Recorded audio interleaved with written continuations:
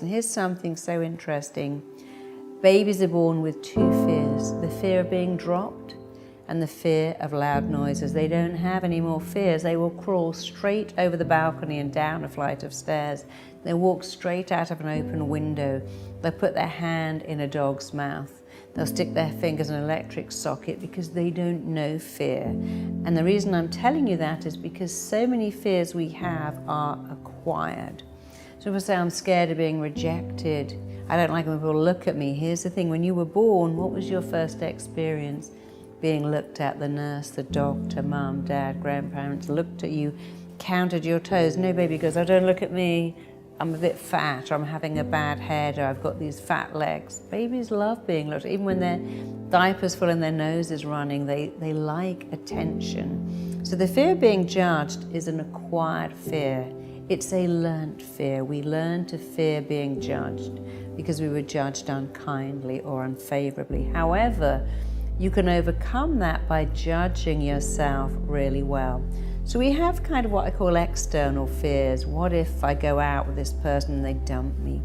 What if I ask that person out and they go, ugh, I don't want to go out with you? What if I go for an interview and they go, no thanks, we're not looking for you? So these external fears, disappointment, rejection, hurt, pain. It's okay to go through those experiences. They mold you, they shape you, they grow you. And then we have internal fears, which, we have a fear of falling. We go to the edge of the building, look down, our stomach plummets.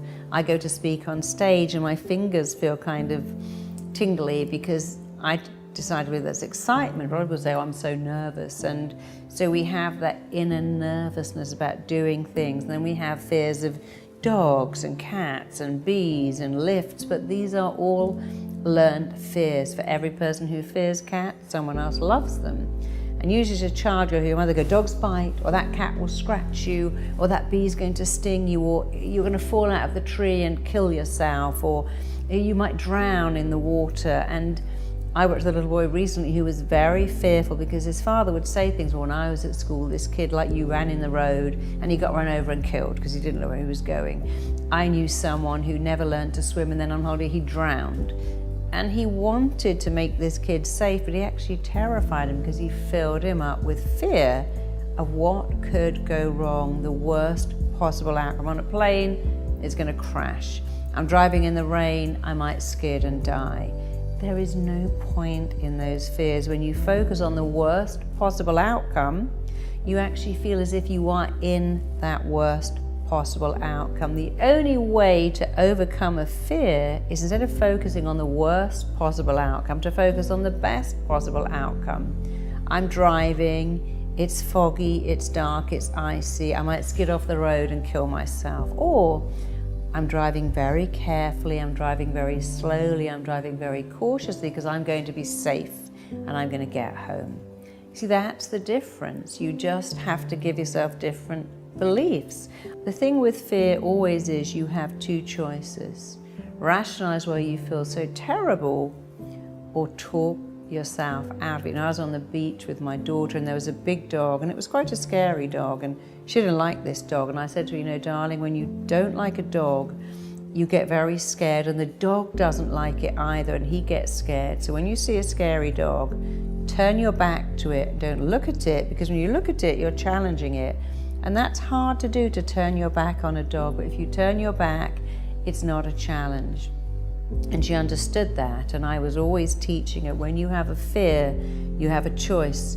Oh my God, that dog's going to bite me, attack me, hurt me. Or I'm going to talk myself out, I'm going to turn away, I'm going to breathe, I'm going to be really calm. And that dog's just going to go on its way. And it's the same with everything in life to do with fear. Rationalize why you feel so fearful, or talk yourself out of it. I'll be fine, this is okay, everything's going to work out perfectly, I'm okay. All of these fears hold you back, and they don't have to, because every fear you go through teaches you something. You see, if you go to a fun fair and go to those loop-the-loop rides, you can scream in terror or you can scream in excitement. And the fact that people put themselves through those rides means that at some level we quite like fear. It challenges us to do more.